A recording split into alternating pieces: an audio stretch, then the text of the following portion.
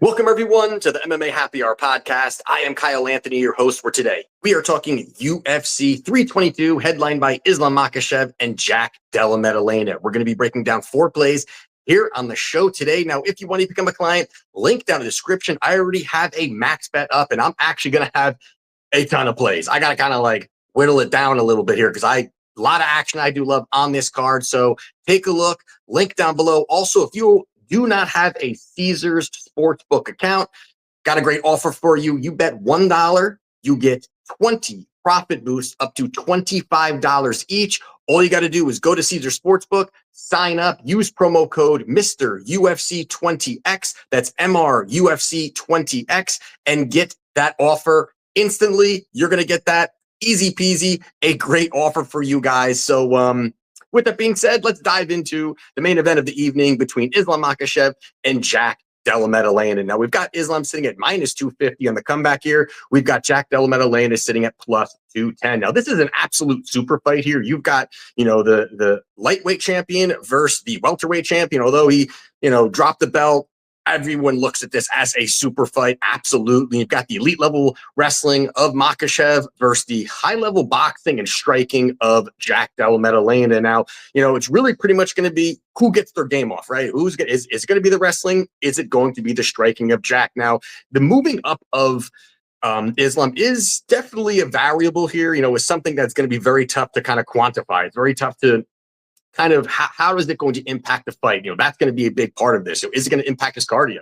Is it going to impact, him really pushing the pace? Is it, is Jack going to have this large, size advantage over him? And honestly, I don't really think it's going to affect any of that. Whoever wins or loses here, I don't think it's going to be because Makhachev went up. I think it's just the style worked for him. But I think that overall, I don't think the cardio is going to really cost anything to Islam. I don't think that it's really going to be taxing on his body. I don't think there's going to be any issue there. Plus, I think the size, I don't think there's going to be a size advantage. Islam has squeezed down to the lightweight division for many years. He really walks around massive. So I don't think there's going to be really any issue with that overall. No negative, effects, I think, overall. But I think the big red flag here on the Jack Della Maddalena side is going to be the fact he can be taken down. Right now, this is a guy that I have bet. I 5% bet him against Gilbert Burns in a fight where we cashed there. It was a great, great spot. So I've definitely been following and really researching both these guys for quite some time. But the issue here again is just he can be taken down. He's got great scrambling ability. He can get back to his feet. There are some things that he can do overall, but over Jack's last 4 fights, he's been taken down 13 times against much lesser wrestlers. And I think that's very concerning if you're looking for that plus money on the JDM side. And the guys that took him down, guys like Basel Hafez, who's Basel Hafez? Not a very good fighter overall, but was very scrappy, pushed an absolutely crazy wrestling pace. And that really forced Jack to kind of, slow down his offense, smothered him, kind of overwhelmed him in certain spots. Yes, he was able to light him up on the feet, but still the wrestling caused him problems, even against Gilbert Burns. Gilbert is a guy who elite level jiu-jitsu, but not the greatest wrestler. And even there, he found success getting JDM down, finding a little bit of control time. Certain mistakes that he was making, but still Gilbert at the end of his career, a guy that, was pretty much a journeyman fighter at that particular point. And even sure, Jack went out there, he beat Bilal Muhammad. And even in that fight where he beat Bilal, Bilal fought to one of the worst strategy game plans, you can call it, ever, for a guy that has, great cardio, great wrestling, isn't dangerous, but can just wet blanket you. He decided to, hear the chirps in his ears where he was kind of a boring fighter and decided to say, hey, I'm going to make it exciting. I'm going to push forward. I'm going to box. And that allowed Jack to get into the fight. Now, I bet Jack had plus money there. It was a nice spot to cash, but it was also a very stupid game plan for the current champion at that time in Bilal Muhammad. He just didn't fight smart, and that's not going to be Islam. Islam's not going to all of a sudden say, hey, let's figure out who's the better boxer. No, Islam's going to really fight to his strength, and that's wrestling, and that's being repetitive with it, and that's getting control time, and that's really where Jack does struggle. And the gap in wrestling is massively wide compared to the gap in between their striking. Now, I think the striking is much closer than I think a lot of people are going to think here. Yes, Jack does have some of the best boxing in the division, but overall, we've seen, Islam consistently get better, consistently, time after time, his striking's looking smoother. He's mixing in the takedowns. And that, I think, is really where it's going to allow him to open up on the striking, because I think that Islam can move forward. The threat of the takedowns will be there. And that even was pretty much what happened against Belal, where, Belal, the threat of the takedown allowed, him to get off boxing, and the striking was there. There was competitive moments on the feet. And once even, Belal started to say, hey, let me start shooting for takedowns, it was too little too late. At that point, he'd been beaten up. He didn't have the energy to really push that kind of wrestling anymore. And it allowed Jack to win. And that was just, again, stupid for Belal, great for Jack, but stupid for him in that spot here. And I do think this is a spot here, where Islam is going to bank rounds. I think that the scrambling ability of JDM is going to really, he's going to get up.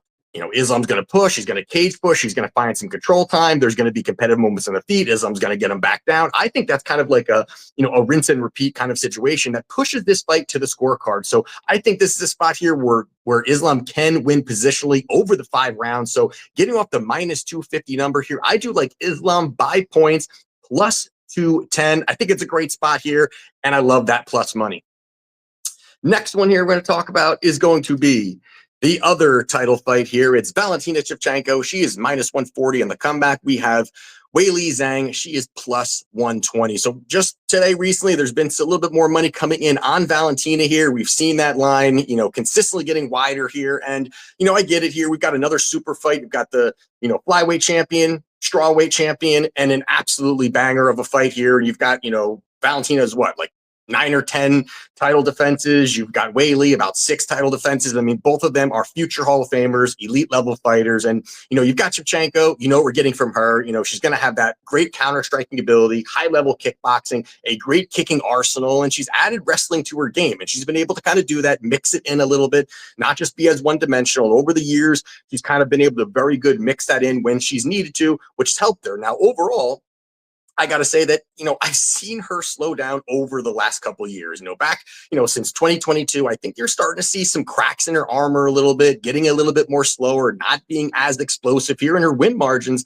are very small. I mean, from a girl that has been dominating, over the last so many years, you're starting to see, she's losing, she's having very competitive fights. I think it really started with Talia Santos, which was a split decision win for Valentina. But it was a fight there where a lot of people did think that, Talia won the fight. Very close, but still she got the victory. And then you had the trilogy with Alexa Grasso, which is a fight, which is all fights where a lot of confusion there going on, because Valentina goes out there winning the fight. She makes a mistake, which we're not used to really seeing Valentina make mistakes, but she made a mistake, allows Grasso to get the submission and get the victory late in the fight.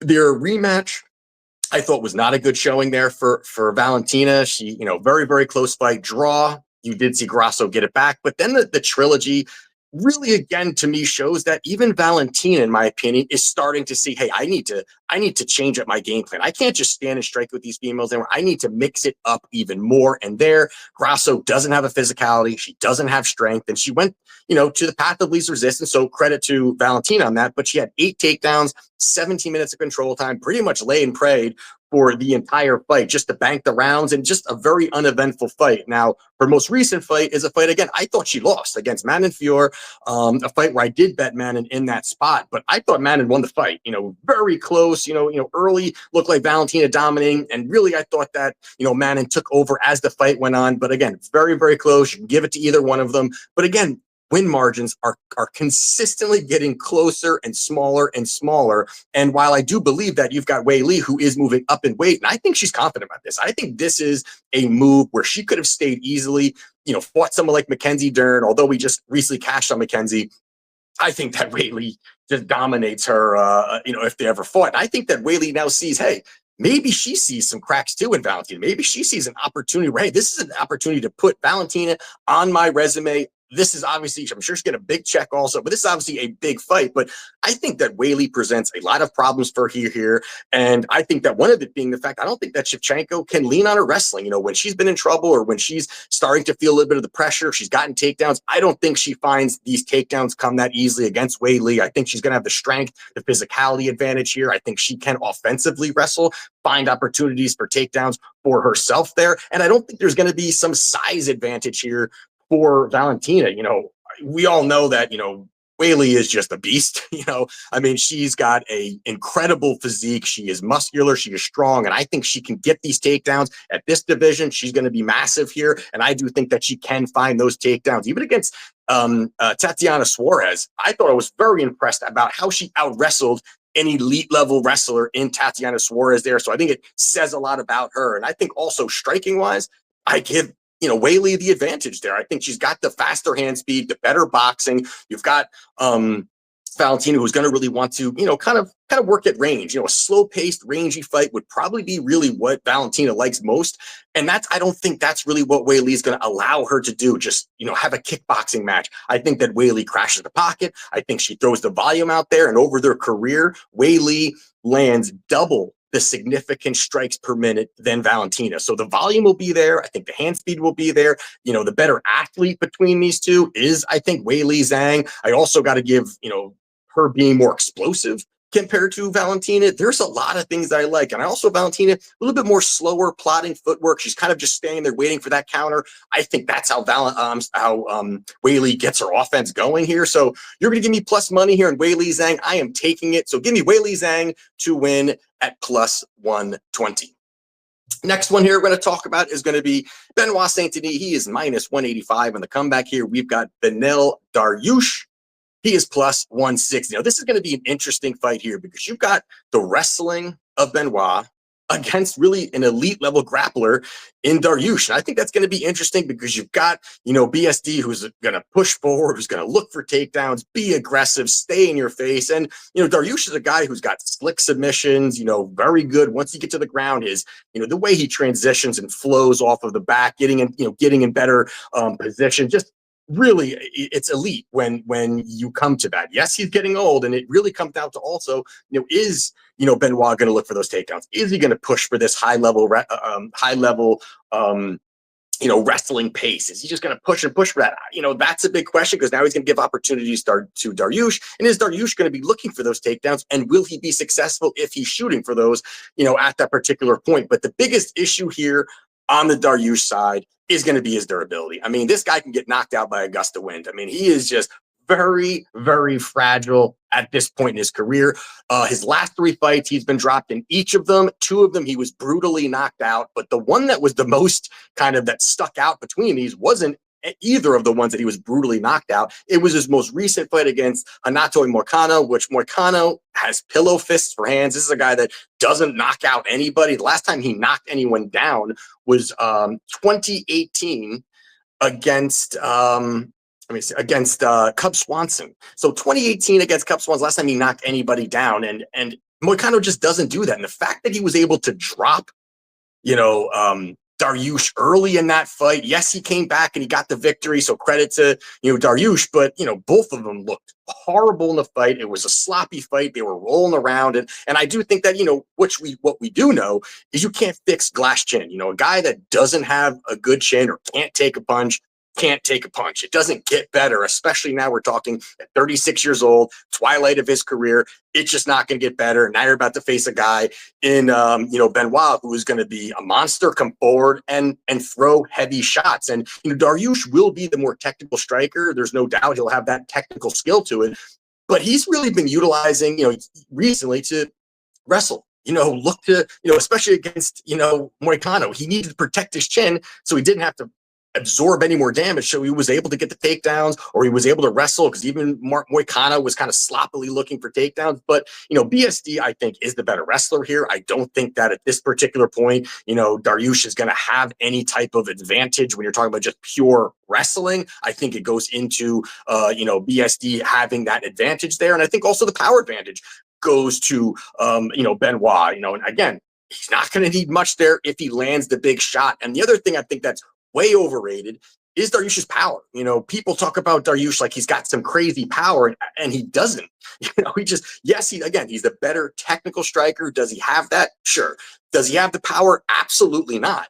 Out of his 23 victories, he only has 5 career knockouts. The last time that he knocked anyone out was 2020, and that was against Scott Holtzman, who is, not very good. And even prior to that was Jakar Close in a fight where, Dariush was half knocked out, and then, Close basically runs into a shot and gets knocked out himself. It was a, very, odd kind of ending. Yes, he got the knockout, but, it's not really showing he's got any kind of durability or any kind of big time power. And at this point here, you've got BSD, who is entering his prime, only going to get better. And you've got an aging out vet in Dariush, who's got, chin issues. So I think at this point, a large trajectory down here, for Dariush. And I think that this is a spot here, a good springboard for BSD to go out and get the victory here. I think the pace, the volume, the pressure is all going to be too much for him. I think he overwhelms him with these shots, lands the bigger shots overall. And I just don't really think that, at this point here, that you're going to see, Benoit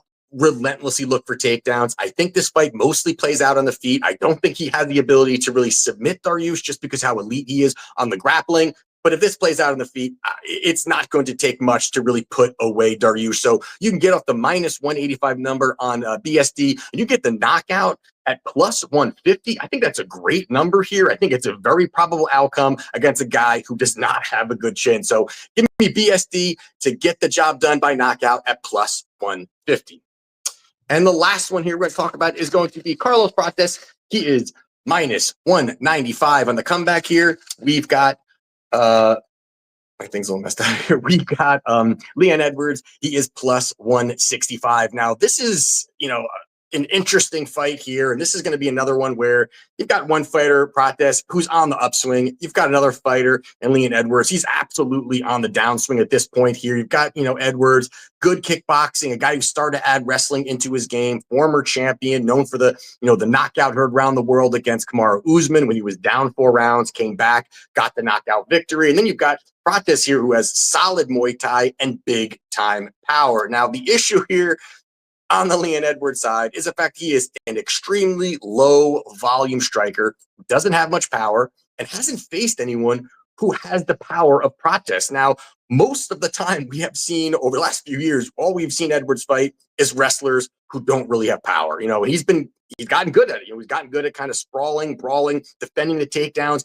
keeping it standing, and then being the better striker between the two guys, between him and the wrestler. And he's found success doing that as, a while ago. Now he's starting to kind of, again, cracks are happening in his armor. He got dominated recently against Sean Brady. So kind of interesting, but 6 of his last 7 opponents have been wrestlers. 6 of the last 7. And most of the time we're seeing him, one-off combinations.